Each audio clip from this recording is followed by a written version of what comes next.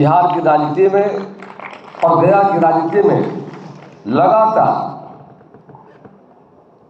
समाज सेवा, देश सेवा करने का मौका मिला है। और विगत के वर्षों में ठीक ही शाही जी ने कहा कि विश्वविद्यालय स्थिति काफी खराब हो चुकी थी। भ्रष्टाचार, शिक्षा में गिरावट और जो शैक्षणिक व्यवस्था काफी बिगड़ गई थी। मुझे अपार खुशी है कि कम समय में माननीय कुलपति एसपी शाही जी ने वास्तव में विश्वविद्यालय के माहौल को बदलने का काम किया है।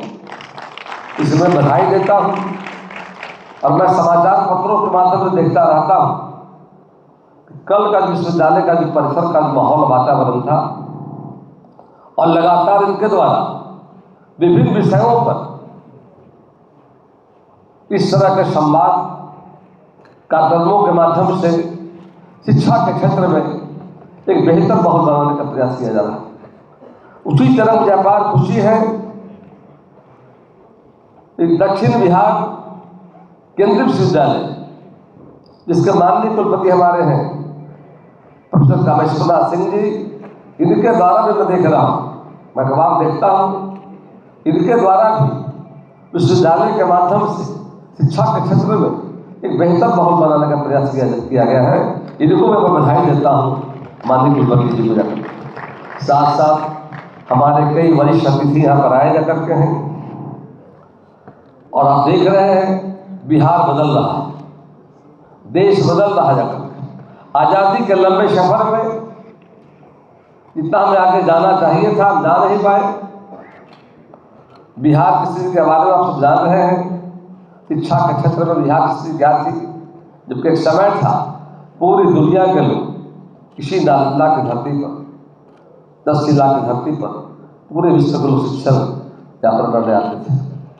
आज बीच के खंड काल में जो आपने देखा सारी चीज़ों को जाकर, और आज तेजी से जो परिवर्तन हो रहा है क्षेत्रों में हो रहा है, और उससे बिहार, बदलता बिहार, बढ़ता बिहार, एक और देश के माननीय प्रधानमंत्री आदरणीय नरेंद्र भाई मोदी जी की अगुवाई में नई शिक्षा नीति लाई गई है। आज़ादी हमें मिली थी, लेकिन हम लॉर्ड मैकाले की शिक्षा पद्धति पर चल रहे थे। जाकर हम देश के प्रधानमंत्री जी को बधाई देंगे कि आपने नई शिक्षा नीति लाकर देश को एक दिशा दिया आपने है। आने वाले समय में जो उनका विजन है, विकसित भारत, आत्मनिर्भर भारत को आने वाले समय में एक प्रेरणा मिलेगा, बल मिलेगा।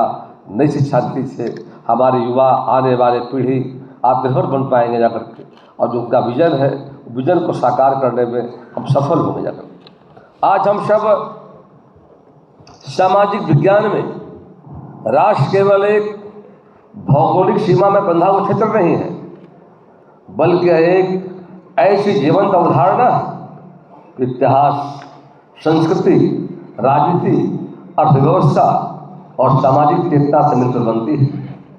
राष्ट्र वह भावना है जो लोगों को एक साझा पहचान, साझा मूल्यों और साझा भविष्य से जोड़ती है।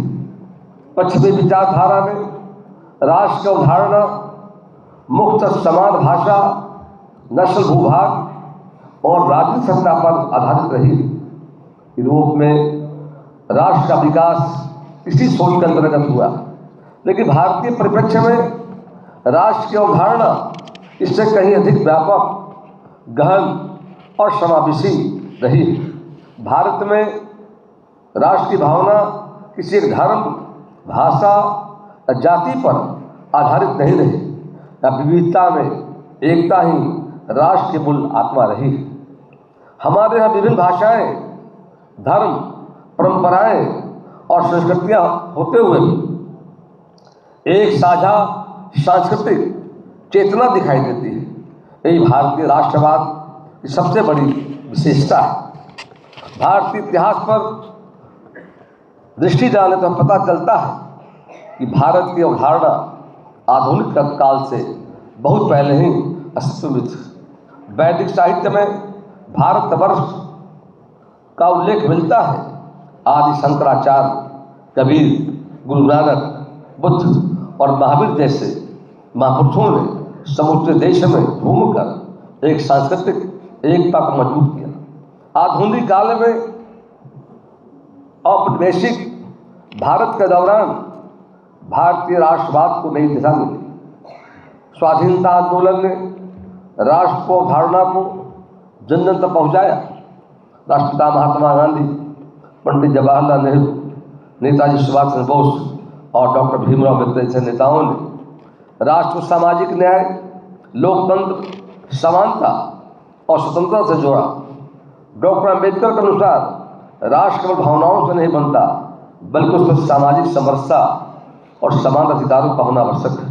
भारतीय संविधान इसी विचार का प्रतीक है, जो भारत को एक संप्रभुता, समाजवादी, धर्मनिरपेक्ष और लोकतांत्रिक गणराज्य घोषित करता है। मेरा मानना है कि भारत प्राचीन राष्ट्र है। भारत का इतिहास बिथक नहीं, बल्कि सैकड़ों वर्षों का गौरवशाली जीवंत इतिहास है। हमारी भौगोलिक राष्ट्रीयता जम्बूद्वीप, भरतखंड, भारतवर्ष, आर्यावर्त और ब्रह्मावर्त आदि नामों से सहस्त्रों वर्षों से उल्लेखित है। हमारे शास्त्रों में, त्रिपिटक में, जातक कथाओं, प्राचीन ग्रंथों में सबसे भारत को राष्ट्र की संज्ञा के साथ वर्णन है।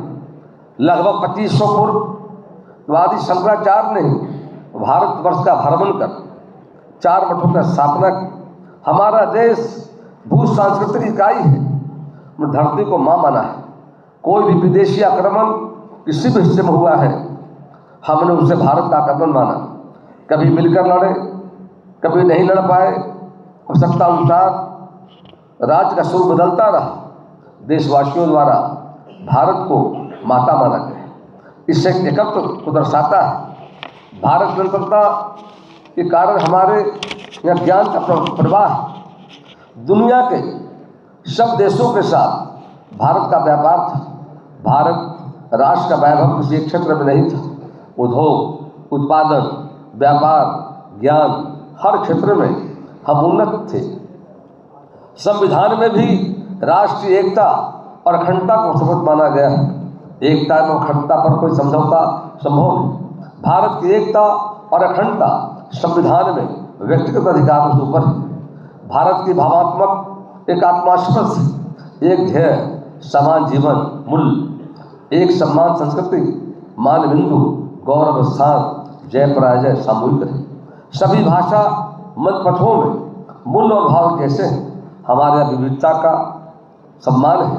विविधता में एकता नहीं, बल्कि एक ही विविध रूप में व्यक्त हुआ है। भारतीय राष्ट्र की अवधारणा से अस्तित्व, सहिष्णुता और समावेशन पर आधारित है। सामाजिक विज्ञान के दृष्टिकोण से यह राष्ट्र केवल एक राजनीतिक इकाई नहीं, बल्कि एक सतत सामाजिक प्रक्रिया है, जो समय के साथ विकसित होती रहती है। इसी समावेशी और मानवीय दृष्टिकोण में भारतीय राष्ट्र की वास्तविक स्थिति निहित है। मुझे आशा है कि राष्ट्रीय समाज विज्ञान परिषद एवं मगध विश्वविद्यालय बौद्ध संयुक्त तत्वाधान में आयोजित इस 8वें राष्ट्रीय सम्मेलन में विभिन्न वक्ताओं ने इसका विचार हुआ है, होने वाला है। आने वाले समय में भारत के परिप्रेक्ष्य में राष्ट्रीय अवधारणा को समझने में काफ़ी महत्वपूर्ण साबित होंगे।